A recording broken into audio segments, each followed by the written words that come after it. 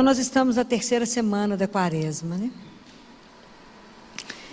A Quaresma, aquilo que a gente conversou uns dias atrás, ela é um caminho, né? É um convite, né?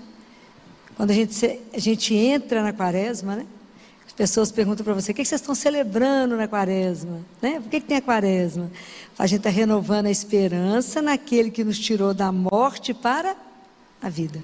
Vocês guardaram isso, né? Então a igreja, ela tem ela tem uma pedagogia, né? Primeiro domingo da Quaresma, nós relembramos as tentações, e como é que a gente vence todas as nossas tentações, né? Porque Jesus venceu, a gente vence pela graça com Ele. E as tentações, a igreja nos dá o remédio delas, que é a oração, jejum e a esmola, né? Semana passada, nós falamos da transfiguração. Na verdade, quando Jesus se transfigura, né?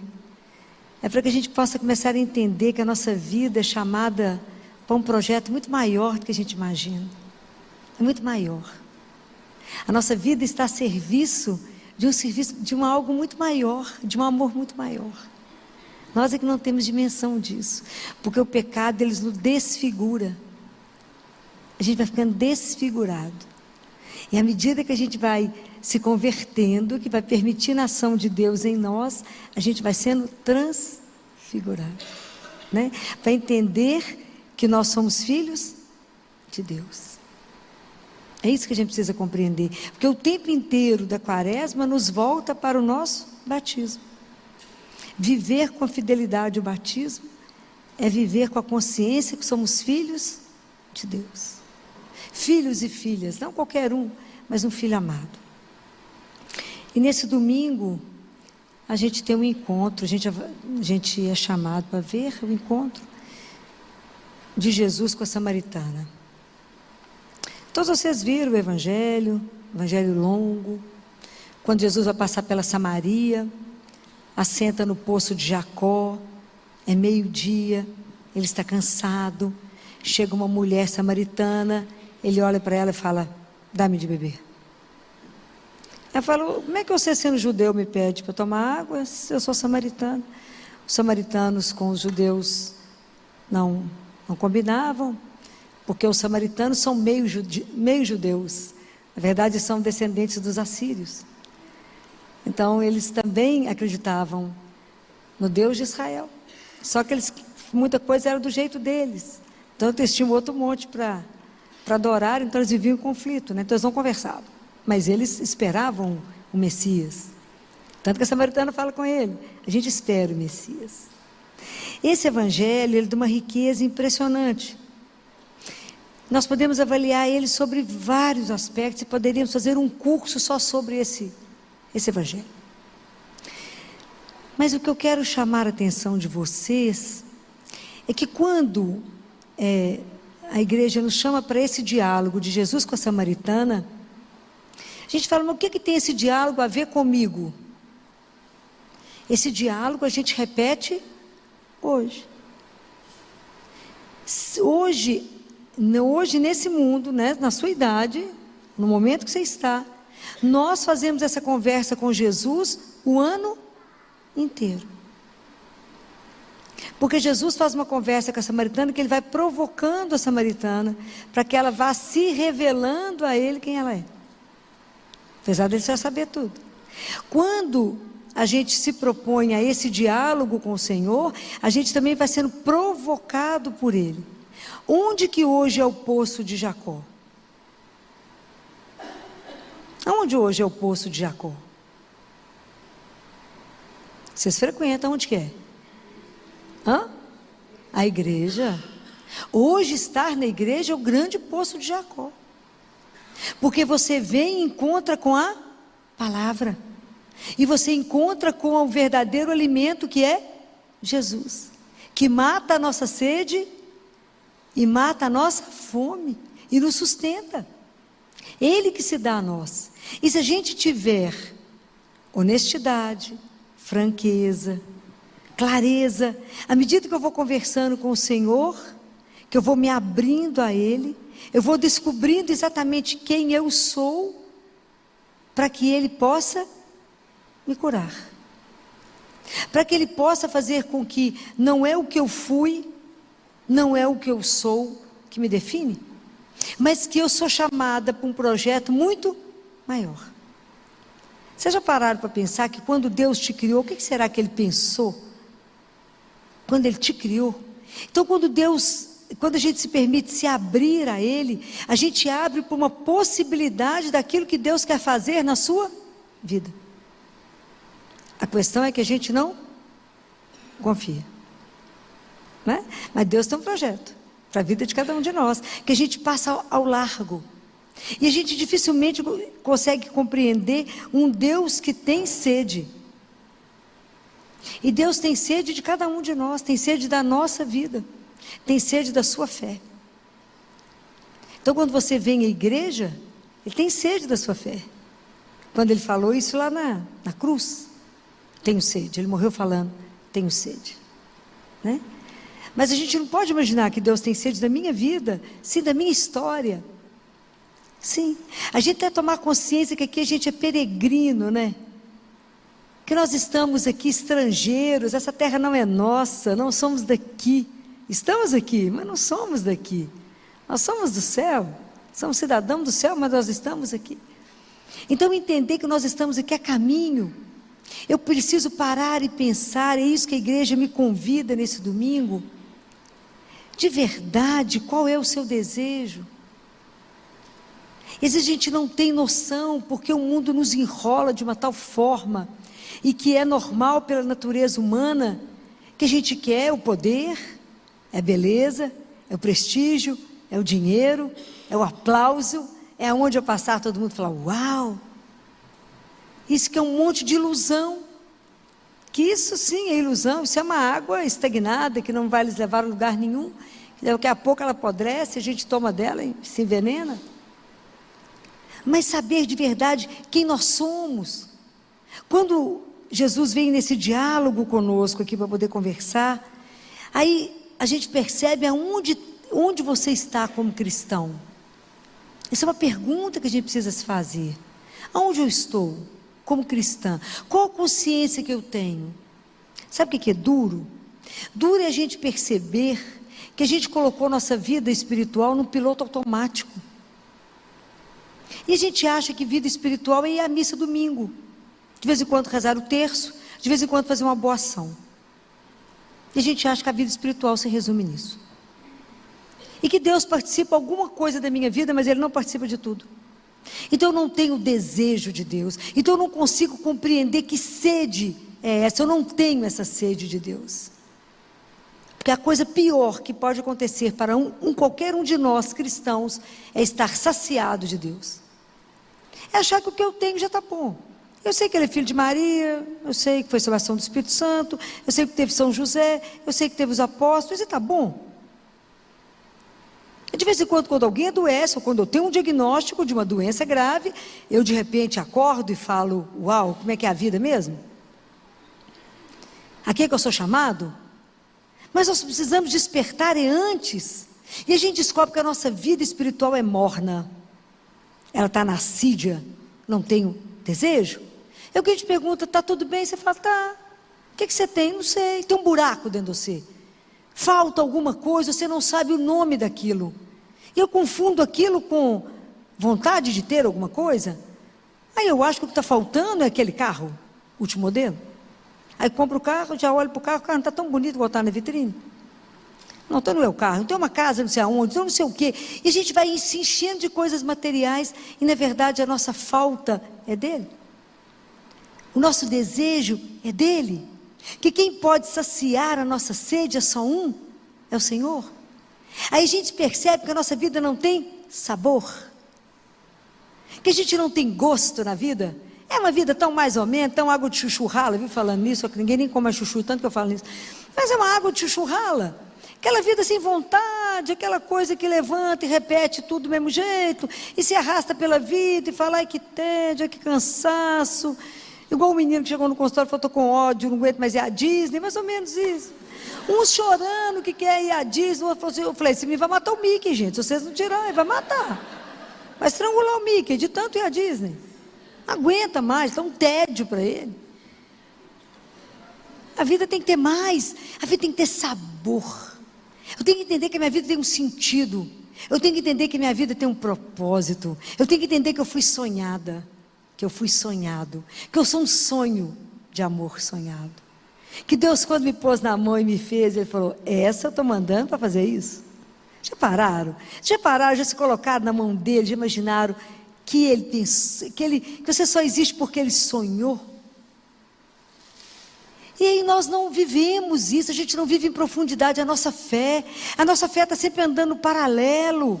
Quando a coisa aperta, igual o gênio da lâmpada, eu falo: Jesus, faz isso para mim.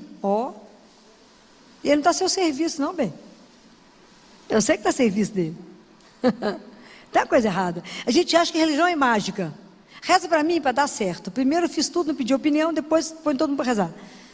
Está errado. É uma consciência, um despertar. Quem eu sou de verdade? Qual é o propósito? Então aqui, quando Deus começa a conversar com a samaritana, Santo Agostinho fala: por que Deus se cansou? Cansou por sua causa. Porque Ele veio por você. Veio para te dar a vida eterna. Então Ele está andando atrás de nós, para ver se nos desperta. Então aquele momento era meio-dia. Por que é meio-dia? Porque não tem sombra. E todo momento que você, na sua vida, se propõe uma mudança, é meio-dia. É a hora da transformação. É a hora que vai ter uma mudança, é a hora que você se converte, é meio-dia. Que é a hora sem sombra. Então, o quanto nos falta atitude, de verdade não professar uma fé com os lábios, mas com a vida. E de verdade entender que Ele é o Senhor de todas as coisas. Aquilo que Ele fala: se você conhecesse o dom de Deus. Você que pediria para mim: dá-me de beber? E é tão lindo como Jesus faz todas as coisas, que a samaritana, ela era meia judia. Então ela era pagã e judia. No Antigo Testamento, se vocês lerem o Antigo Testamento, toda vez que tem um encontro de um homem com uma mulher no poço, significa casamento. Se vocês olharem a história de Moisés, a história de Abraão, lá todas as histórias dos filhos do povo, você queria encontrar uma mulher solteira, virtuosa para casar, era no poço. E o poço tinha hora para ir, para poder buscar água. Ou era cedo, antes do sol, ou era a tardinha. Essa mulher foi só, e só ia um bando de mulheres. Essa mulher foi sozinha e ao meio-dia. Por quê? Porque ela vivia em completo adultério. Ela não tinha só 5 maridos, não teve só 5 maridos. Ela vivia na vida em contínuo pecado. Mas é ela mesmo que Jesus chama. E por que é tão bonita a simbologia da samaritana, que simboliza o casamento? Jesus veio fazer o casamento, as núpcias, com a humanidade. A samaritana representa a humanidade, ela representa só o povo judeu escolhido. Olha como é que tudo é pensado, gente. É muito detalhe que a gente desconhece, né? Então, na verdade, a samaritana com Jesus, ele representa o casamento nupcial, que ele é uma núpcia. Ainda mais a água viva. A mulher judia, quando ia se casar, ela tinha que tomar banho em água viva, água corrente, porque a água de poço era parada. Então por Jesus fala: vou te dar água viva, para se lavar, para se preparar para o matrimônio comigo, para se casar comigo, para essa relação de amor que é eterna. É maravilhoso, gente. E a gente desconhece essas coisas todas, porque isso é um convite, é uma proposta. Porque cada vez que eu venho à igreja e me permito ser questionada por Ele, que eu me permito me confrontar a minha vida com o que Ele propõe, eu estou fazendo esse diálogo dele com a samaritana. E estou entendendo e estou dando para Ele a minha vida, estou dando para Ele a minha fé, mesmo que seja pequenininha, menos que um grão de mostarda. E fala: mas essa fé sua pequenininha eu posso transformar. Então, quando eu leio tudo isso, né, quando a gente vê, quando Jesus nos chama para uma proposta tão maior, que Ele quer tirar a gente dessa nossa noção do nada, né? Que a gente tem o que para oferecer para Deus? Nada, né? Fala: eu te ofereço meu nada, todo dia eu falo isso com Ele na missa. Fala: vou colocar o meu nada no altar, que a única coisa que eu tenho é o meu nada, né? Então, entregar para Ele, falar, eu tenho para a sua vida uma proposta que é muito maior que você possa calcular, mas você confia nisso? Como é que a gente precisa trabalhar a nossa confiança em Deus, a nossa entrega, a confiança nesse amor dEle por nós? Ah, se soubesseis. Porque o dia que a gente entender e amá-lo, nós vamos adorá-lo em espírito e verdade o dia inteiro. Eu não vou precisar só de uma igreja, só de um monte para adorar o Senhor. Mas é sempre que eu vou viver numa contínua relação com aquele que é eterno e que é o Senhor da minha vida. Nós vivemos tudo parcelado, nós não podemos viver a nossa vida espiritual quando eu venho à igreja e durante a semana sem a vida espiritual. Né? Então é preciso que a gente compreenda o que é senhorio de Deus na nossa vida. Como é difícil para nós entendermos isso aqui, porque quando eu entendo, quando eu experimento Deus, quando eu experimento essa vinda à igreja e permitir que Ele me desafie, que Ele me provoque e eu tenha respostas, aí quando eu fizer tudo isso, eu vou fazer o que a samaritana fez. O que foi que ela fez? Vocês lembram do Evangelho? O que a samaritana fez? Ela deixou o cântaro dela, quando Jesus falou da vida dela toda. Jesus falou, busca seu marido. Ela falou, mas eu não tenho. Jesus falou, verdade, já teve uns 5, e o que você tem não é seu. Mas Jesus em nenhum momento destruiu ela, falou, você é isso. Não, explicou a vida dela. Sua vida é isso, não criticou. É assim com a nossa vida. Jesus, minha vida é isso, nada. Cheio de pecado, cheio de erro, cheio de confusão. Mas é isso que eu tenho. Então Jesus transforma. O que essa mulher fez quando ela entendeu que ele era um profeta? Ela deixou o cântaro e saiu correndo e voltou para a cidade e anunciou. O que quer dizer para nós? Que à medida que eu vou vindo à igreja, que eu vou sendo alimentada pela palavra, que é Ele, que eu recebo a Eucaristia, que é Ele, que é a minha força, a minha vida, a minha luz, que é aquele que me sustenta, que me cura, que me preenche, eu também sou capaz de anunciar. Mas enquanto eu não vivo isso com Ele, eu vou falar o quê? Nada. Então primeiro eu escuto e experimento. Eu primeiro não posso ter medo de me desnudar diante dEle. Eu primeiro preciso ter sede dEle. Primeiro eu preciso reconhecer que esse buraco que está em mim, que esse desejo que nada sacia, é a sede de Deus. Porque a sede material de água nós sabemos. Quando eu tenho sede de água, eu vou buscar água. Eu sei, a boca está seca. Eu vou entender os sinais no meu corpo da falta de água. Mas a sede espiritual, a gente não, é muito difícil reconhecer que a gente tem sede de Deus. É difícil reconhecer. Então a gente vai experimentando e buscando Ele aonde Ele não está.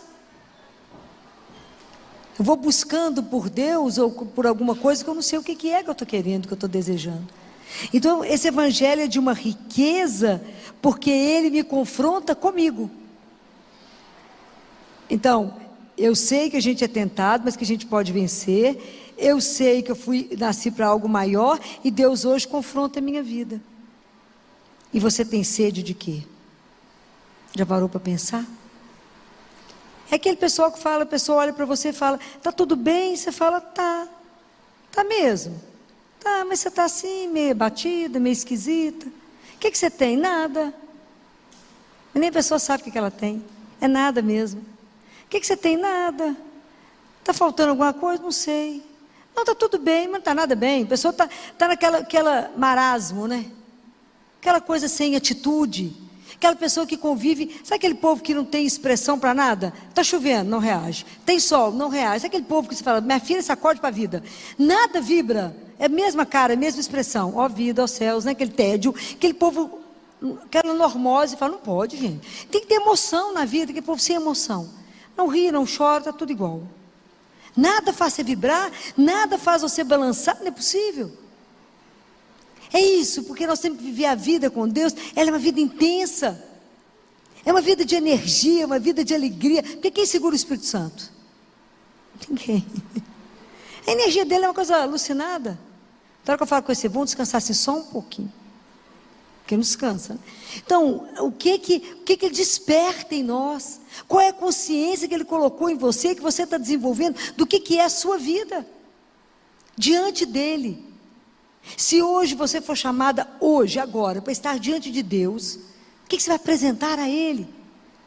Com os anos que você caminhou, 10, 15, 20, 30, 40, 50, o que você está construindo? Que cheiro você está deixando? Qual é a consciência e a relação que você tem com Deus? Está chegando mais uma quaresma, chegando mais uma Páscoa. Vão continuar enterrado, morto? Vão continuar vivendo uma religião de história e a missa? Compreendem? Deus quer muito mais, Ele nos desafia para muito mais. Então, ficar nessa assídia, aquilo que Jesus diz em Apocalipse, seja quente ou frio, se você for morno, eu te... O que está escrito em Apocalipse? Eu te vomito. Seja quente ou seja frio, mas não seja morno. E nós como cristãos estamos vivendo aqui a vida morna. Gente, cada dia que a gente vive falta menos para voltar para casa.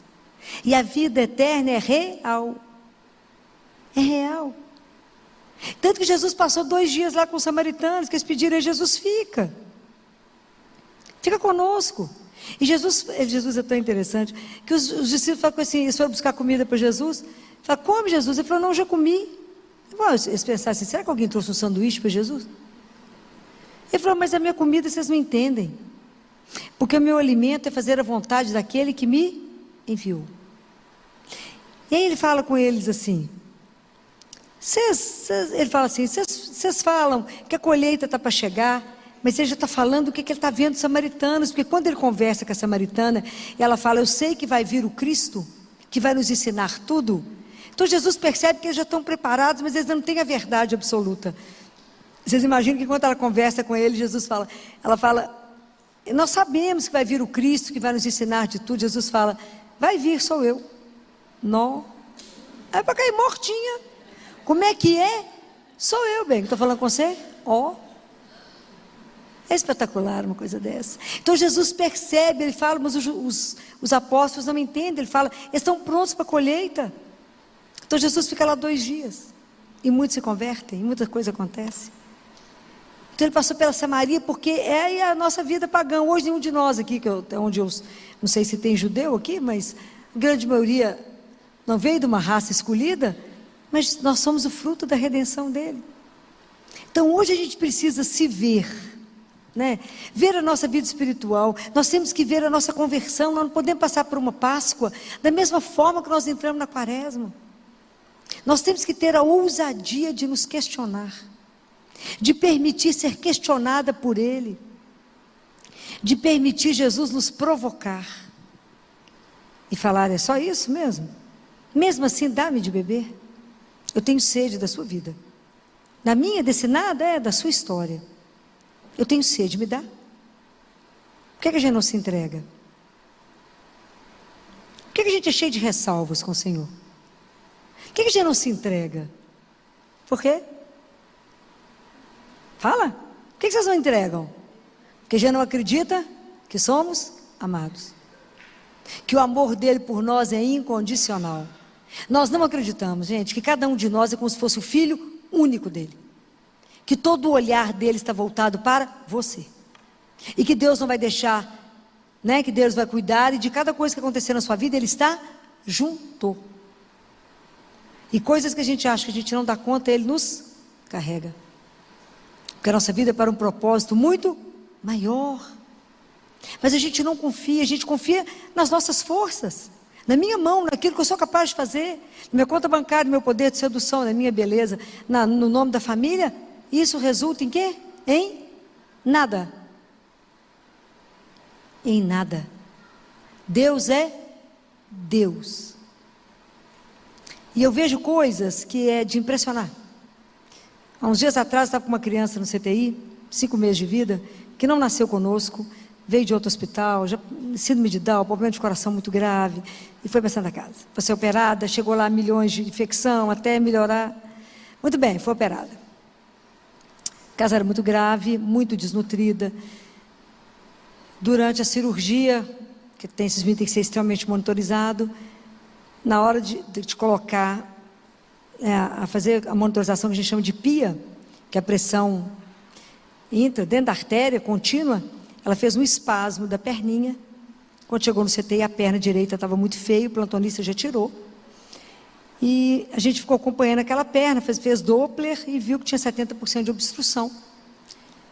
A vascular acompanhando, falou: Filó, nós vamos amputar do joelho para baixo. Falei: calma. Não é assim a vida, não. Calma. E aí começamos a tratando. Falei: não adianta você ficar aí querendo heparinizar, etc. Não tem mais jeito. A família, pobre não, miserável. Mas espetacular, né? Espetacular. E aí a família consegue vir uma vez por semana quando a prefeitura libera o carro. E a gente reclama de quê mesmo?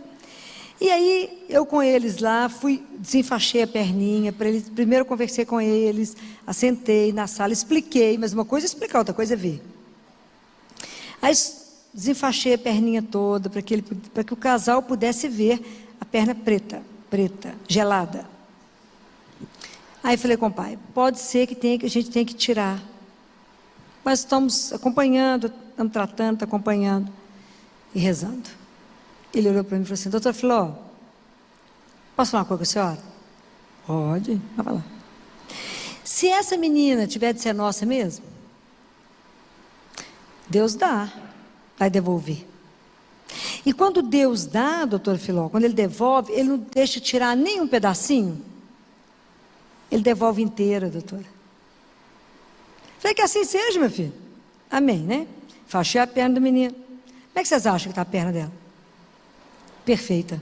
Vai embora de alta. Deus é? Deus.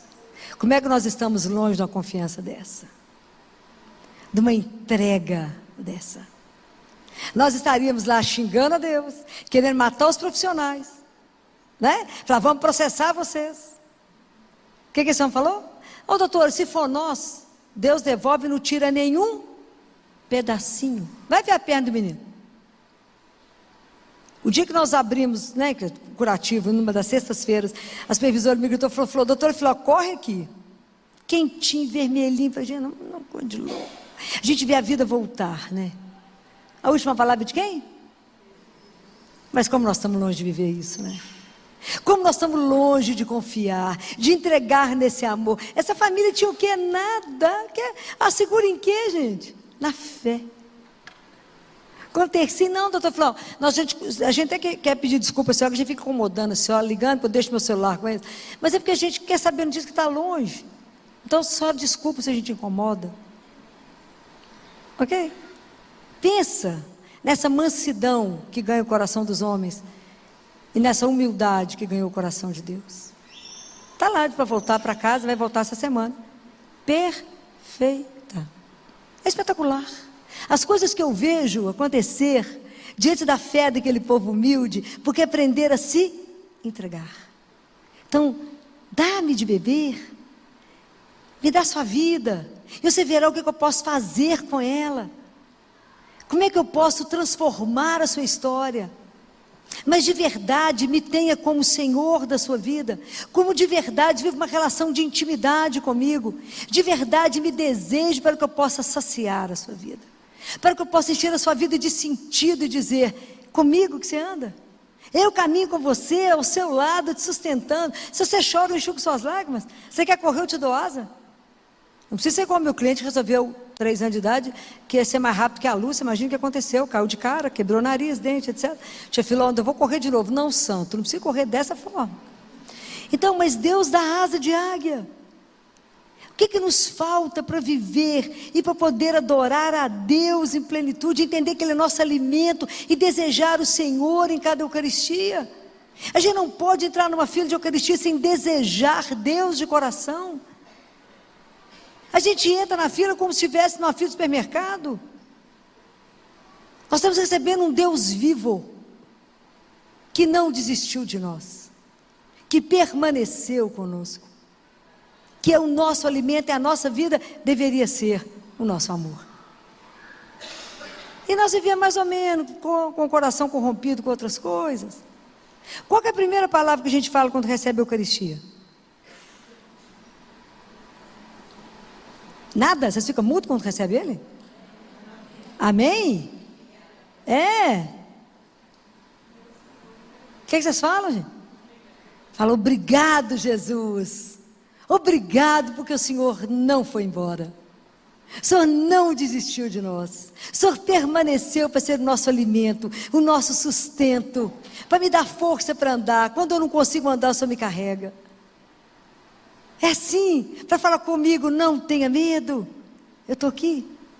Não fique aflita, eu te vejo, eu escuto o que você fala. E se você não me atrapalhar, eu resolvo. Mas aí a gente resolve atrapalhar Deus, porque a gente acha que tem a solução para ele. A gente acha que ele não está vendo direito. Fala, deixa eu explicar uma coisinha para o senhor. Não, tem que entregar. O quanto a gente precisa desejar uma relação de verdade. O quanto a gente precisa desejar viver com Deus e só dele e ele nos bastar. Imagina o dia que a gente puder falar igual Madre Teresa, que fala, eu quero agradecer a Deus pelas coisas que ele me tira. Ó. Ele dá, a gente ainda reclama que está faltando. Madre Teresa falava, eu quero agradecer a Deus pelo que ele me tira. Nós estamos longe, né, gente? Longe. Far away. Longe, longe do caminho. Precisamos de acordar, despertar. Falar, Jesus, coloque em mim essa sede do Deus vivo, que eu posso encontrar todos os dias na Eucaristia, todos os dias no Sacrário. Me dá essa sede, Senhor, de te pegar, te encontrar, de conversar com o Senhor todo dia, toda hora. E do Senhor ter a palavra para mim. Eu quero ter sede dessa água viva, que é o Senhor mesmo que me dá quando o Senhor nos dá o Espírito Santo, que nos move, que nos leva de um lado para o outro, que nos faz correr sem cansar, né? Que nos leva para voar, que nos orienta, que nos ilumina. É assim. Tem que pedir ao Senhor, me dá desejo, me dá sede de Ti. Não quero ser cristão mais ou menos morno. Não quero, Senhor, correr o risco de chegar diante de Ti e o Senhor falar comigo, não te conheço. Não vos conheço. Presta atenção nisso. Não vos conheço. Tem que falar, eu sou aquela que dá um minuto de sossego para o Senhor, ali agarrada. É assim. Vamos pedir a Ele, Senhor, eu quero essa água viva. Eu quero de verdade entender que hoje o poço é a igreja. Eu não quero vir à igreja porque é obrigação do cristão. Eu quero vir à igreja porque eu desejo te ver. Eu quero rezar porque eu desejo me encontrar. O pessoal fala com você, o que você vai fazer? Rezar. Nossa, vai rezar? Fala, não, para você, que tristeza que a sua vida é assim, menino. E rezar é encontrar com quem? Com aquele que me ama, que o resto te ilude. O resto te larga no meio do caminho. O resto te trai. Mas Ele não trai. Ele me sustenta, Ele me carrega. Ele eu posso gritar a qualquer momento. Ele nunca vai me abandonar, nunca vai me deixar. Nunca. Pode imaginar o que é viver uma vida no limite e falar com Ele. Eu sei que o Senhor pode. E eu aguardo. E agradeço pelo que o Senhor quiser. Aí Deus Pai fala assim, como que eu posso desapontar um filho que confia em mim? Ele fala para Catarina de Siena, não sei o número da página, mas ele fala, pode ler no livro, o diálogo. Catarina, como é que eu posso desapontar um filho que confia em mim desse jeito? Como eu posso? Não posso, Catarina. Eu cuido do verme da casca da árvore. Como que eu não vou cuidar de um filho meu que me deseja? Que fala, meu pai. Pode imaginar. Quando eu fico pensando em, nós estamos vivendo a semana de São José, né? Mês de São José. Como é que ele deu conta? É claro que quando Deus nos chama para grandes coisas, Ele dá grandes graças. Não tenha dúvida. São José teve que esconder Jesus. Os apóstolos tiveram que anunciar Jesus. São José teve que esconder que criava o Filho de Deus. Igualzinho a gente dá conta. Qualquer coisa no Instagram. Né? Olha o que eu estou fazendo. São José escondeu Jesus. São José formou o caráter dele. educou, teve que chamar atenção, cuidou, colocou no colo, apertou no peito, cuidou de Deus. Pode imaginar o que foi isso? Não dá conta nem de imaginar o que foi isso. De tanta beleza. Hoje Deus está pertinho de nós, em cada Eucaristia. Ele fala naquele livro em Sinieso: se eles soubessem que eu estou vivo no sacrário, as igrejas não caberiam. De tanta gente que estaria aqui para conversar comigo. E ele está aí, as igrejas, você passa, tem uma alma dentro da igreja. O povo passa de fora, corre, desorienta, fica desorientado com um tanto de problema e não vem conversar com o único que tem a solução. E ele é tão encantador que ele fala assim: traga-me os problemas, a solução eu as tenho. Porque a gente leva o problema e a solução. Igual os pacientes, chega no consultório já levando a receita prontinha. Doutor, eu fui no Google, estudei o que eu tenho, tal coisa, e fala, então vai lá, compra a receita e trata. É igual a gente vai em Jesus. Chega lá e só conta para ele.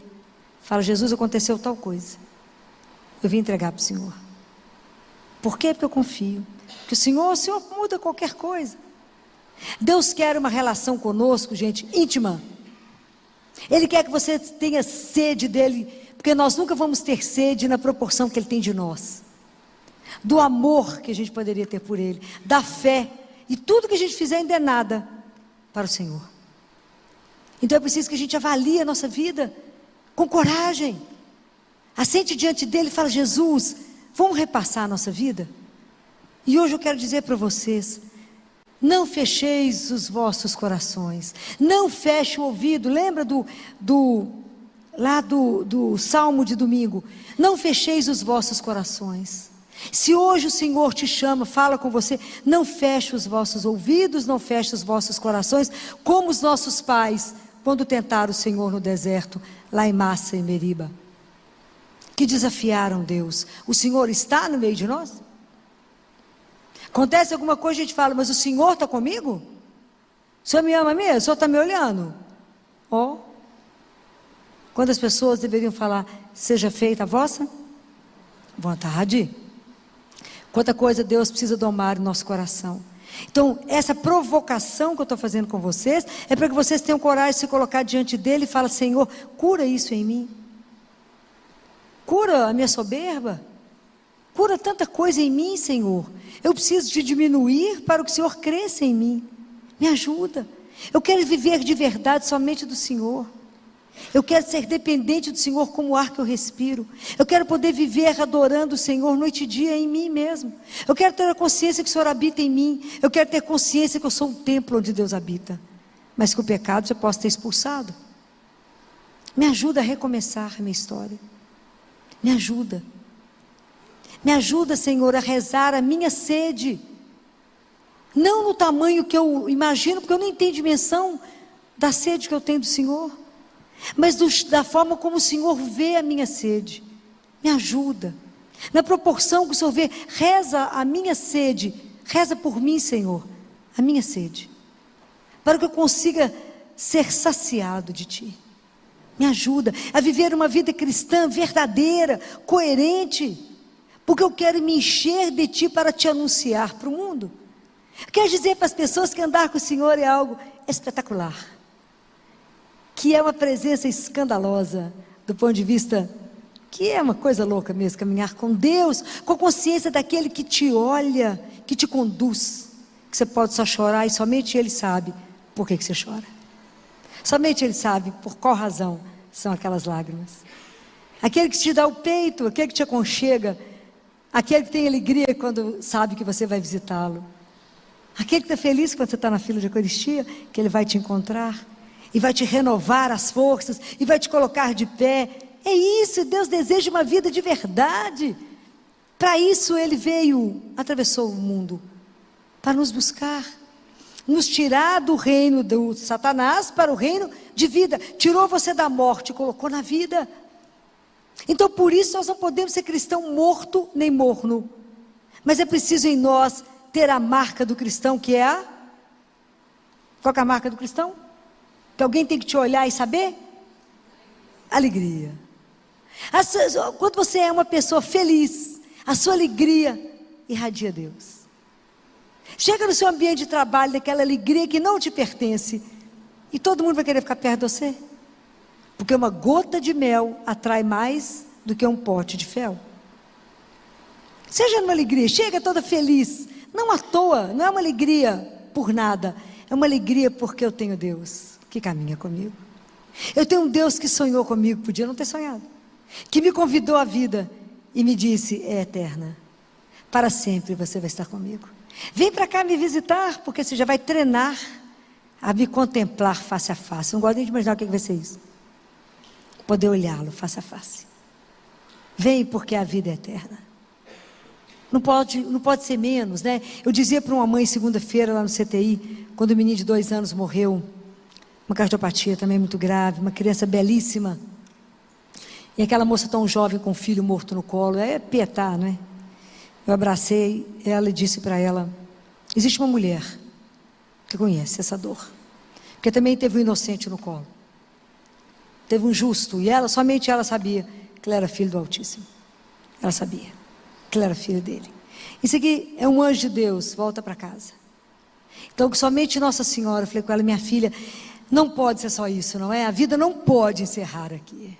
Não pode, não podemos ser chamados e encerrar quando fechamos os olhos. Não pode. Aí eu lembrava de Jesus falando e falei com ela, Jesus falando para Marta, Marta, eu sou a ressurreição e a vida. Todo aquele que vive e crê em mim, nunca morrerá. E ele pergunta para ela, crês tu isso, Marta? Crês? A gente precisa pensar, de verdade, na hora da morte daquele que eu amo, eu creio. E eu disse para ela, que Nossa Senhora seja o seu sustento, para você dar conta de continuar. E que ela interceda por você, para que você também tenha a outra graça que ela teve, de poder rever o filho ressuscitado. É essa ousadia que temos que ter quando cremos. A nossa fé tem que ajudar o irmão a estar de pé. E de falar, tem um horizonte, tem algo a mais. Por quê? Porque ele prometeu. E Jesus não mente. É essa fé que tem que te colocar todos os dias a serviço dele. Levantar, estar diante dele e falar, ao seu dispor, abra meus olhos para que eu veja, o ouvido para que eu escute e o coração para que faça a vossa vontade. É estar entregue a ele, deixa ele conduzir o dia, como ele quiser. E à medida que ele te confronta com cada palavra, hoje ele nos confrontou com perdão. Fala, me ajuda, só conhece minha miséria. Eu não quero saber de perdoar ninguém, eu ponho o pé na frente e ponto cair. Porque eu sou ordinário, quero vingar. Eu não presto. Mas me ajuda a amar, porque só para isso eu vim. Me ajuda porque diante do Senhor isso vai ser nada, eu vou morrer de vergonha. Eu vou passar uns anos no purgatório. Me ajuda, eu quero poupar meu purgatório, menos tempo. Me ajuda. Pela vossa graça eu vou perdoar. Pela vossa graça eu vou acolher aquele que faz mal a mim. Eu vou rezar por ele, mas é pela sua graça. Porque eu sozinha não presto. Não dou conta, porque eu sou terra. Me ajuda, Jesus. Eu quero ser menos barro e mais espírito. Eu estou sendo muito barro e pouco espírito. Me ajuda. Eu quero de verdade ver uma outra Páscoa. Eu quero de verdade me encontrar igual a samaritana encontrou contigo. Eu quero de verdade em cada celebração eucarística encontrar com o Senhor. Eu não quero estar aqui com o corpo, só o corpo, o espírito longe. Não, eu quero entrar na igreja e estar na igreja. Eu quero estar dentro da celebração eucarística. Eu quero me entregar ao Senhor e falar, Jesus me cura daquilo que eu nem eu sei que tem. Me cura de tantas marcas, Senhor, de tantas coisas que me impedem. Quando ele falou com a samaritana dos maridos, não é isso que impedia Jesus de amá-la, mas isso a impedia de amá-lo, porque o coração dela ainda não estava nele. Compreende a diferença? Então, Senhor, o que me impede de me entregar ao Senhor? O que me impede a minha entrega inteira, Senhor? Eu quero ser sua. Como Abraão teve que abrir mão de Isaías, de Isaac, depois o Senhor reverteu. José teve que abrir mão de Maria. Eles eram jovens, os dois eram castos, tiveram que abrir mão. O que eu tenho que abrir mão, Senhor, na minha vida, para ser inteiramente sua? Tira os meus pecados de estimação, tira os meus vícios, tira tudo, Senhor, que me divide, e não me deixa ser sua. Isso é viver a nossa quaresma, isso é o nosso jejum, É abrir mão daquilo que em nós está água parada, dando dengue, né? Dando qualquer praga que não presta. Mas nós precisamos de ser água que corre, água viva, gerar vida nos outros. Mas primeiro precisa gerar vida em nós.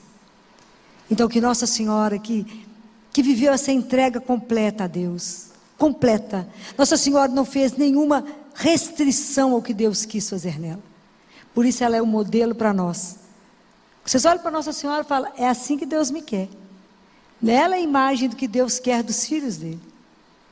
Por isso que a gente tem que andar colada nela igual um carrapato, no manto dela, e falar, me ensina, me deixa entrar na sua escola, e me ensina a amar a Deus, acima de tudo na minha vida, e a servi-lo, e a anunciá-lo com a minha vida, as maravilhas que Ele fez em nós. Aí nós podemos cantar como ela, né? A minha alma glorifica ao Senhor, e meu espírito exulta em Deus, meu Salvador, porque Ele olhou para a minha miséria, e Ele fez em mim grandes coisas. Por quê? Porque Ele é poderoso. Ele pode pegar o meu nada e fazer algo espetacular. Que Deus, que por intercessão de Nossa Senhora e de São José, nos conceda a graça, nessa quaresma, de uma verdadeira conversão, de forma que a gente possa ser só e unicamente dele, para que a gente possa saciá-lo do desejo que ele tem, que você mate a sede dele, mate a sede do Senhor, dá-me de beber. Louvado seja nosso Senhor Jesus Cristo. Para sempre seja louvado.